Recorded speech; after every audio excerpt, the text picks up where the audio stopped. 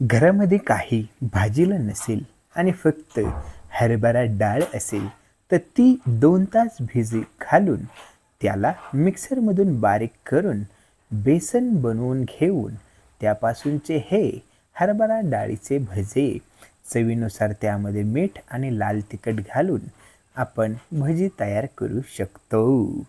मॅडमनं म्हणलं, मॅडम डाळ भिजवली तेव्हा दाखवली नाहीत, ही ह्या इथे आहे अशी डाळ होती म्हणून त्यांनी मला पातेलं दाखवलं. आणि मग म्हटलं मिक्सरमध्ये बारीक केलं तेव्हा का नाही बोलवलं. म्हटल्या आपल्या व्ह्युअर्सना कमीत वेळात आपण माहिती दिली तरी आवडते.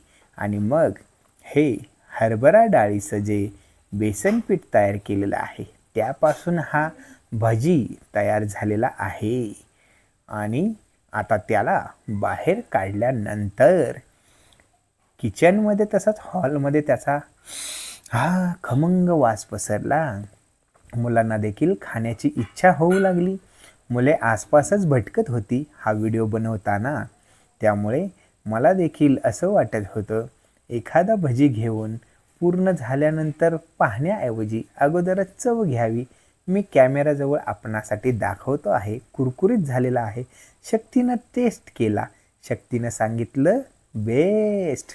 त्यानंतर पुन्हा शक्तीनं खाल्लंय म्हटल्यानंतर आमच्या दुसऱ्या कन्या पण बेस्ट अशा म्हणून गेल्या. मग टिटू आला.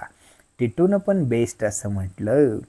आणि खरंच घरामध्ये जर भाजीला नसताना असा जर काही प्रयोग करायचा असेल तर नक्की करा. धन्यवाद.